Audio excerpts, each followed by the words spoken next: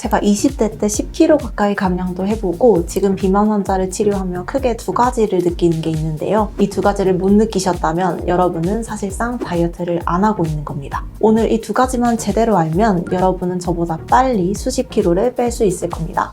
안녕하세요. 14년째 비만 관리하는 의사 김태은입니다. 지난 시간에는 의지 하나로 다이어트를 하면 왜 99%가 실패할 수밖에 없는지에 대해 말씀드렸는데요. 오늘은 올바른 다이어트를 하면 시기별 어떤 체감이 드는지, 결국 살을 뺀 사람들은 어떤 공통점이 있는지 말씀드리겠습니다. 이 두 가지 중 공통점이 하나도 없다면 진지하게 금방 다이어트를 실패하실 가능성이 높습니다. 그래서 오늘 영상 끝까지 보시고 본인이 올바른 다이어트를 하고 있는지 아닌지 반드시 피드백해 보시면 좋겠습니다. 먼저 올바른 다이어트를 할 때 다이어트 시기별 어떤 체감이 드는지입니다. 다이어트 1, 2주차 정도쯤 바로 체감되는 건 턱선과 얼굴 라인이 슬림해지고 얼굴이 작아 보이는 건데요. 그 이유가 우리 얼굴은 피하지방층이 얇아서 붓기가 쉽게 생기고 쉽게 커지기 때문입니다. 그래서 초반 1, 2kg만 빠져도 가장 먼저 얼굴에서 티가 납니다. 특히 평소 짠 음식을 많이 드셨거나 수면 부족, 탄수화물 과잉 섭취를 하셨던 분들은 이때 얼굴이 확 작아진 듯한 느낌을 바로 체감하실 수 있습니다. 물론 이때는 지방보다는 사실상 수분이 빠지는 건데요. 이 상태에서 절대 안주하지 않고 더 꾸준히 해야 빵빵한 볼살과 이중턱도 빠르게 빠집니다. 여러분, 여기까지 하면 체중은 몇 킬로 안 줄었는데도 지인들에게 살 빠졌네? 얼굴 작아졌다 하는 말을 들을 수 있습니다. 그래서 이때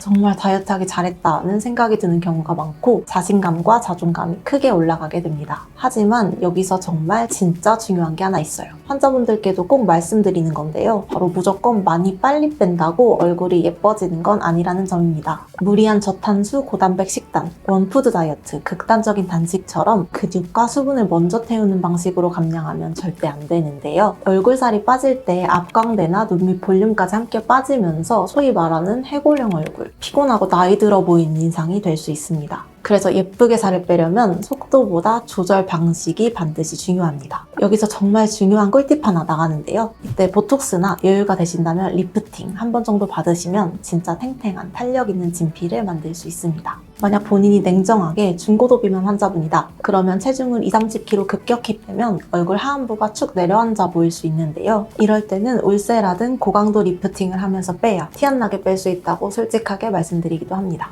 다이어트 한두 달을 넘어가면서 드는 체감은 우울감도 줄어들고 피부가 눈에 띄게 좋아진다는 점입니다. 여기까지는 보통 대부분의 환자분들, 특히 그 중에서도 지성분들은 크게 체감하실 건데요. 지방세포에서 분비되는 염증 유발 물질이 줄어들고 인슐린 저항성이 개선되면서 피지 분비가 정상으로 돌아오기 때문입니다. 우리 몸은 과체중일수록 인슐린 수치가 높고 이게 피지선을 자극해서 화농성 여드름을 만들 수 있거든요. 또 체중 감량은 여성분들의 경우 에스트로겐 수치도 안정적이게 만들어주는데요. 그 결과 기미 잡티 등 색소 침착도 잠잠해지는 것을 체감할 수 있습니다. 배나 팔뚝에 습진이나 쥐젖이 생길 확률도 줄어들 수 있는데요. 살이 접히면서 생기는 슬림이나 땀띠가 없어지기 때문입니다. 그래서 여드름, 기미잡티, 쥐젖 셋 중 하나라도 줄어드는 것을 체감하신다면 여러분은 올바른 다이어트를 하고 있을 가능성이 높습니다. 여기서 개인적인 꿀팁을 드리자면 비타민C도 꾸준히 섭취하시면 좋은데요. 다이어트 한다고 쾌한 피곤함도 없어지고 미백 가득, 뽀얀 얼굴을 만들 수 있습니다. 여기까지 전부 경험하셨다면 여러분은 다이어트를 정말 잘하고 계시는 건데요. 진심으로 박수 드리겠습니다. 그런데 여기서 많은 분들이 흔히 말하는 정체기를 경험하게 됩니다. 체중은 예전처럼 줄지 않고 특히 하체나 복부, 팔뚝 같은 부위는 전혀 변화가 없는 것처럼 느껴질 수 있습니다. 하지만 절대로 이 시점에서 포기하시면 안 됩니다. 우리 몸은 수분, 근육, 혈당 같은 성분을 먼저 소모하면서 체중을 빠르게 줄이는데요. 이 시기가 지나고 나면 피하지방, 내장지방 등 저장용 지방을 본격적으로 태우기 시작합니다. 대표적으로 허벅지 안쪽, 뱃살, 팔뚝살이 그렇죠. 이 부위는 혈류도 적고 지방분해 호르몬도 잘 도달하지 않아서 감량 속도가 훨씬 느리고 체감도 잘 안 됩니다. 이게 진짜 정상입니다. 지금 정체기처럼 보이는 이 시점이 오히려 근육이 붙고 체지방이 빠지기 시작하는 지점인데요. 이 시기에는 식단은 유지하되 운동의 강도를 올리고 방식의 변화를 주는 것이 좋습니다. 예를 들어 평소 걷기 위주 유산소를 했다면 경사로 걷기, 클라이밍처럼 순간적으로 강도 있는 자극을 주는 방식이 도움이 될 수 있어요. 또 하나, 이 시기에 수면과 스트레스 관리가 정말 중요합니다. 왜냐면 스트레스 호르몬인 코티솔이 높아지면 우리 몸은 지방 분해를 멈추고 저장을 늘리게 되거든요. 만약 정체기가 6개월에서 1년 이상 가는 등 너무 오래 가거나 복부나 팔뚝, 하체 지방이 죽어도 잘 안 빠진다면 의학의 도움을 받는 것도 좋은 방법입니다. 국소적으로 살이 찐 부위에는 지방 분해 주사를 1년에 2번 정도 맞는 것이 도움이 된다고 생각하는데요. 사실 20대 초반부터 그리고 지금도 매년 최소 2회 배에 맞고 있습니다. 그 외에도 살 뺄 때 바디도 리프팅을 받게 되면 처짐을 막는 데 큰 도움이 됩니다. 탄력 관리 없이 살만 빼버리면 지방흡입한 것처럼 뭔가 패여 있거나 쭈글쭈글한 느낌이 들 수 있는데요. 그래서 고주파 리프팅 같은 탄력 관리를 함께 병행하는 게 효과적입니다. 이제 다이어트를 결국 성공한 사람들의 특징인데요. 14년간 다이어트를 하면서 제가 얼마나 많은 분들을 봤겠어요. 제가 주관적으로 생각할 때 살 빼는 사람들의 아주 큰 공통점은 올바르게 그리고 일희일비하지 않으면서 다이어트하는 분들이 많은 것 같습니다. 가장 많은 사례부터 말씀드리겠습니다. 아침 샐러드, 점심 저녁 기름진 패스트푸드, 1시간 유산소, 인스타그램에 오운환 올리면서 열심히 운동하시는데 살은 생각보다 안 빠집니다. 1편에서도 말씀드렸지만 식습관이 운동보다 몇 배의 효율을 냅니다. 식단 없이 운동 원툴로 가게 되면 체감상 99%는 실패합니다. 게다가 운동을 많이 하면 우리 몸은 에너지를 저장하려고 더 강한 식욕을 만듭니다. 이건 여러분 의지 조절의 문제가 아니라 생존을 위한 생리적 반응이에요. 스트레스 호르몬인 코티솔이 증가하고 우리 몸은 위험한 상황이라고 인식해서 더 자극적이고 더 고칼로리 음식을 찾게 되는 거죠. 그래서 운동을 아무리 열심히 해도 식단이 조절되지 않으면 감량은 거의 안 일어납니다. 즉 러닝이든 사이클이든 그룹 운동 끝났다고 치맥하시면 바로 도루묵입니다. 네, 실제로 이런 사람들은 많은 것 같아요. 맞아요. 맨날 이제 다이어트 한다고